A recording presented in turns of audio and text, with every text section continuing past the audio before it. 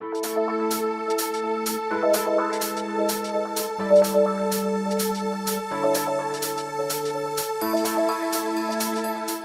maybe people, all citizens in Europe and in the world, keeping quiet, not saying anything, accepting everything.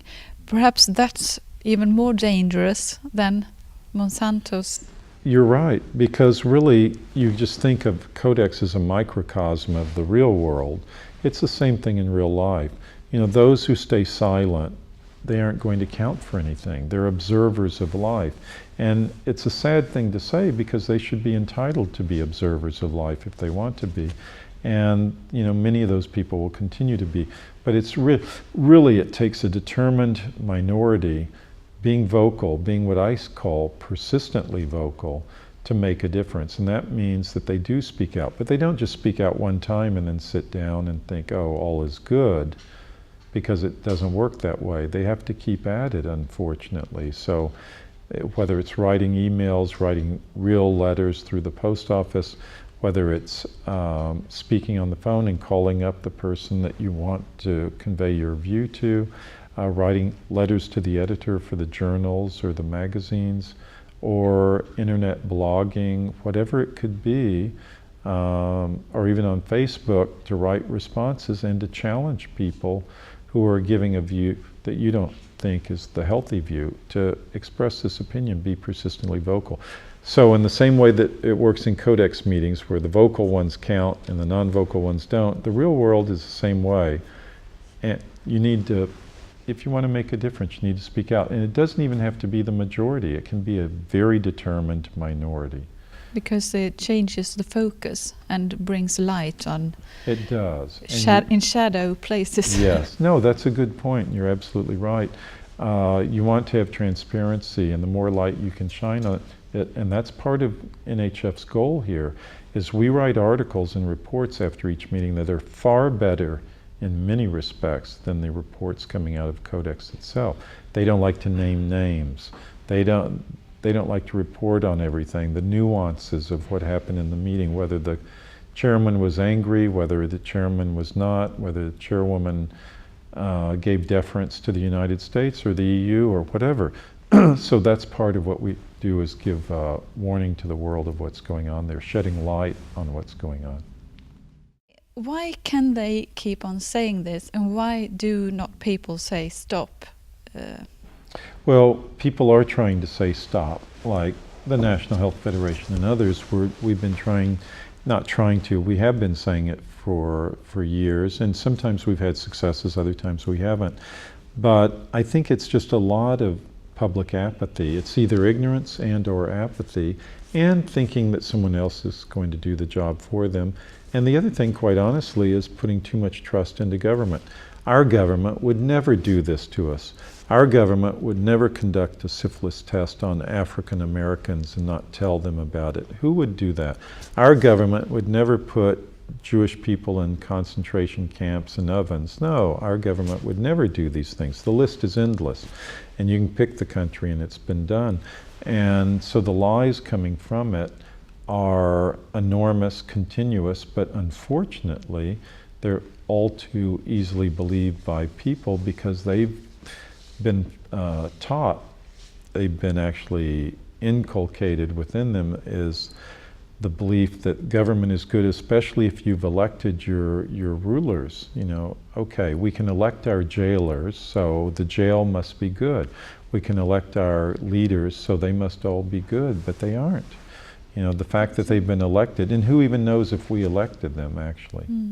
But where does this bring us? I mean, the people try sort of turning themselves into their own land or government. Well, you try to let people make as many decisions as they can on a personal level, and they can't do everything, but they can do as much as you possibly can. I personally think they could do everything, but let's assume the devil's advocate position and say not everything. Then you just reduce government down to its lowest level and lowest possible level, and that would be national defense, the courts, and the police system, and that's it.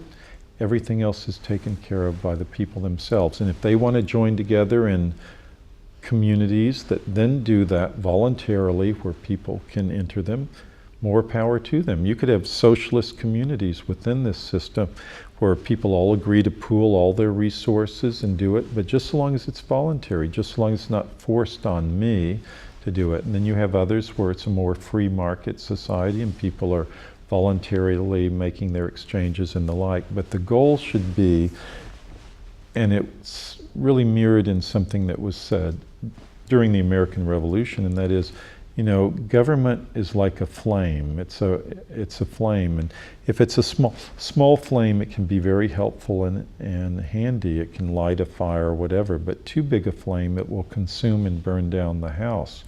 And the problem these days is government is getting to be too big of a flame, and people have been educated, they've been indoctrinated to think that government is the answer to all problems, and that anything that people vote on has to be good. That was the brilliance of America originally, is they had a constitution that was honored. It's no longer honored, but a constitution that was honored that said these rights are reserved to the people.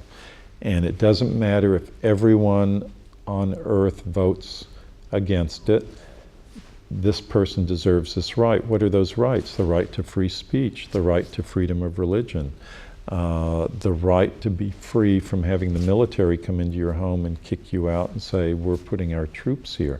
You know, any number of things that are like that.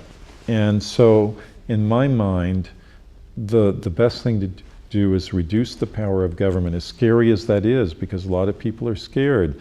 You know, liberty, freedom is a risky thing.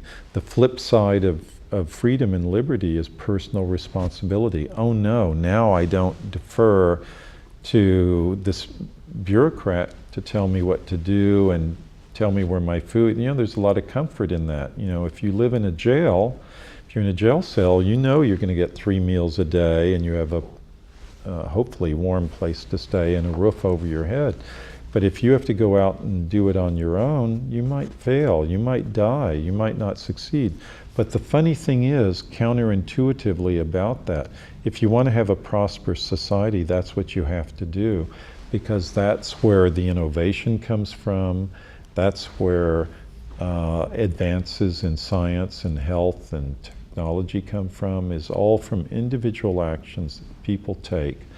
And their own little selfish self-interest, but it works together for the community's good as a whole. Now, there will be some people who will be left behind, no doubt about it, it always happens, but there are always a lot of charitable individuals who donate to organizations like the Salvation Army or a Goodwill or even churches and the like, who take care of those people.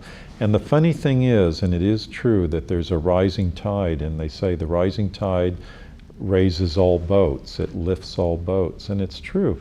If you get a prosperous society, even if there are some members who will not accept personal responsibility, who will be lazy, who through perhaps just sheer bad luck don't succeed in life, they can go and be taken care of through very responsible private charities and not have to depend on the government for that. That's the way it used to be.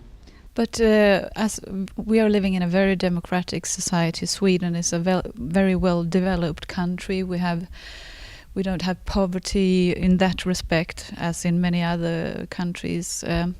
But even here, the government are talking about people turning against the government itself. They talk about terrorists and activists as they are a very big problem right now, having to be eliminated or taken to court. And to me, when you speak, this sounds like you somehow encourage activism, or? Well, I encourage peaceful activism, of course, nothing violent, because that's really counterproductive anyway, and probably in many cases immoral. But the fact is that, yeah, activism should be encouraged to have an input into this democratic process. I'm not a Democrat with a little d. I don't believe in democracy. To me, democracy is two wolves and a lamb voting what to have for dinner. Just the fact that I'm more Republican with a little r, not a big R, little r, that is, I believe in a constitutional republic. You have a constitution with rights clearly delineated that belong to individuals that cannot be violated, and you can still vote within the framework of that constitution for your representatives, but you don't look upon them as God. The problem with a pure democracy is it's really mobocracy. You really have a mob voting, and the mentality is, well, the majority voted for it, so it has to be good. It has to be moral. It has to be ethical because the majority voted for it. But that's not true. I mean, what if all the people in this room voted to throw you to the wolves? Well, does that make it right? Because, hey, we had a majority, we all voted, you had a chance to vote, sorry, no. I mean, just logically thinking about it, that there's nothing moral about that. So you extrapolate that to government. You take it from this kind of ridiculous level that I just said, and with the ridiculous suggestion of throwing you to wolves, you apply it to normal government, but it still is a valid argument. Just because 90% of Sweden, if they even voted that high a percent, voted to go to war with Iraq, does that make it right to do it? Or if they voted, let's make it more personal, if they voted to take away your money, 50% of your money, because they think they can spend it better than you, does that make it right? No, it's immoral to do that. Because you have a right to your life. You have a right to your ability to continue living. That means your right to a livelihood. And that then defines, really ultimately, a lot of things like this kind of taxation as basically immoral. And that's, if you take it to its logical conclusion, that's what it is. Taxation is theft.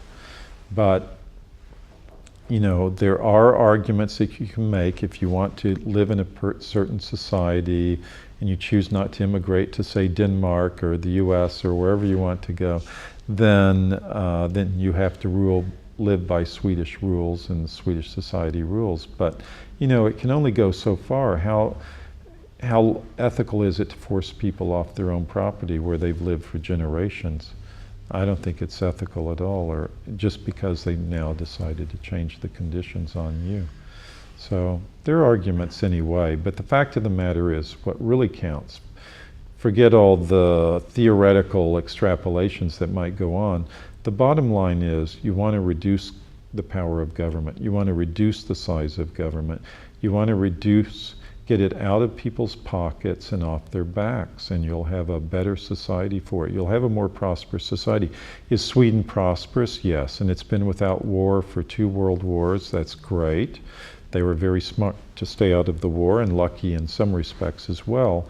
But the fact of the matter is, it's easy to want to sit on your laurels and think, oh, we have a great society here because of this. But just imagine how it could have been if it had really been an even freer society. What levels could it have gone to? People could have been far more prosperous than they are now if certain things had been done, if people had been a little bit freer, if the people had had more chance to innovate and keep some of what they made, more of an incentive to do that. And you've seen a bit of a brain drain with a lot of Swedes who left this wonderful land here and went to North America, whether it was Canada or the US, because they were looking for a better opportunity, because they weren't getting it here. And that sends a signal that all's not well in Sweden when you see that happened. And that is a real key. That's your real litmus test. Why did those people leave in so many hundreds of thousands, millions actually? Why is there huge Swedish American, Swedish Canadian communities? It's because they weren't happy with things here. They had to leave.